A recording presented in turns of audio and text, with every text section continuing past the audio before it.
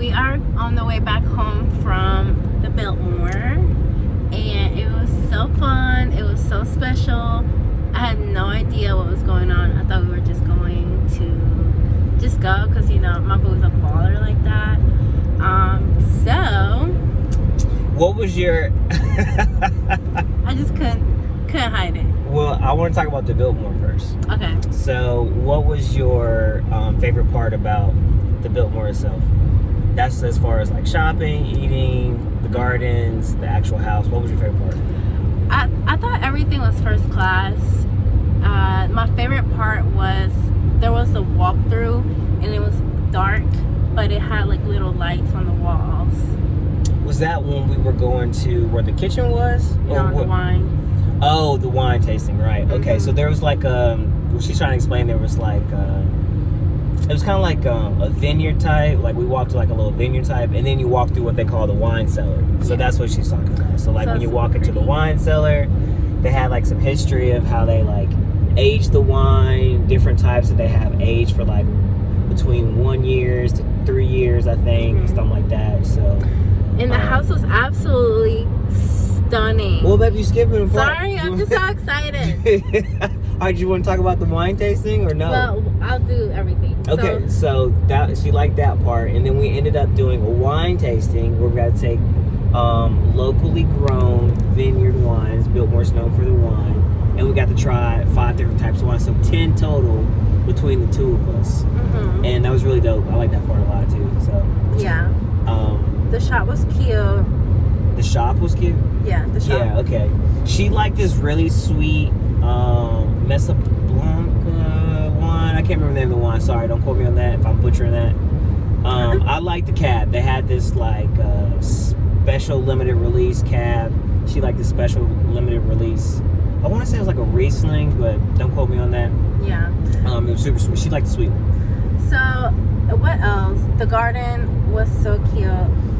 I thought you were about to talk about the house because you start going in about the house. Yeah, but before the house, we went to the garden.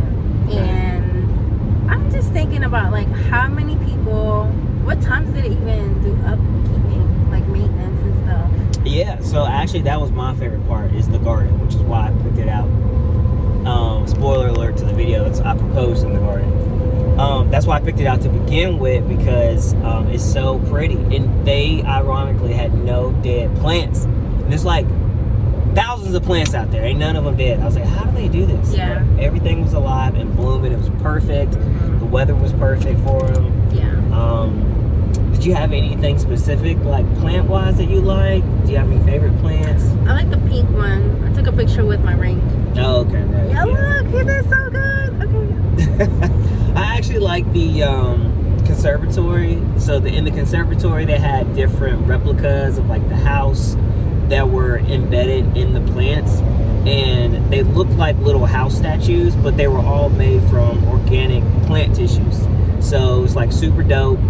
We'll upload some pictures and videos and stuff later so you guys can check it out. But yeah, that was definitely my favorite part. I'm a tourist. I'm a outdoorsy, hiking, like that. Stay in the left 2 lanes.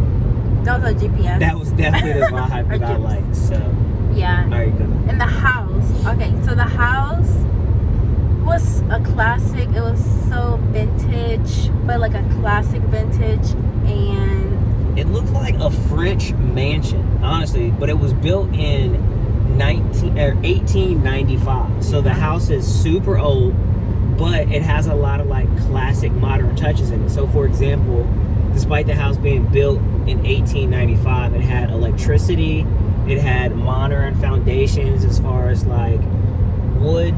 It like old houses back then used to have a lot of wood. This one had like steel beams and like concrete for the foundation because the house was so big, it needed some good support. And I thought that part was like super dope. So even the tables, the cloth of the chairs, they're things I would have at my house. Yeah, it was super nice. So for it to basically stand the test of time, yeah, you could definitely tell, one, they were dumb rich, and two, that he definitely liked classic collectible things that held their value over time. That's for sure. Yeah. What was your favorite room in the house? The wife. You like the bedroom? Mm-hmm. Really? Oh no, wait. The and I like the dining room, but it was Well, they had the two. breakfast room, You like the breakfast room or the dinner room? the dinner room, and there was Okay, one yeah. room with like red chairs. That's the dinner room. Yeah, the dinner room was really fancy. That's the dinner room. I actually liked the Halloween room because that had a cool story behind it. Y'all, they had a bowling alley in their house. Yeah, that's another thing too. So for this house to be as old as it was, it had like modern things like a swimming pool and a bowling alley. It's one of the first houses ever to have both of those things in it. So I thought that was super dope. Yeah, the pool was huge, y'all. The pool was very big. I'll have a pool party there. Yeah, they can't have it anymore though because it leaks now, and they talked about that during the display. Yeah. So they gave us like a little cell phone thing, and we did the audio tour. So if y'all go, definitely do the Audio tour because it just painted a picture and it came to life in our heads. Yeah, it was really dope. So that's another thing. Speaking of painting pictures, there's a lot of artwork as far as like different types of sketches in the house. I love that part. Yeah. He even had artwork of the architecture that built the house, which is very rare because typically you only see pictures of the family and things like that. But he actually like wanted to make sure that the effort was a collaborative effort. So he definitely had that house built. So 10 out of 10. I love the Biltmore now, obviously. So y'all check it out. Yeah, anything else you want to tell the peeps? So I will say, I think you should make sure that if you go, you do a full day, just to make sure you like can comfortably kind of get through everything. Yeah. So we got there around 12. Yeah, and we spent like 5 hours there. We did everything comfortably. We got there at 12. We walked really slow. We ate. It was really nice. Yeah. And then we did a little shopping. We got some like memento, like wine bottles from the tasting, and a couple of things for her mom. Christmas ornaments.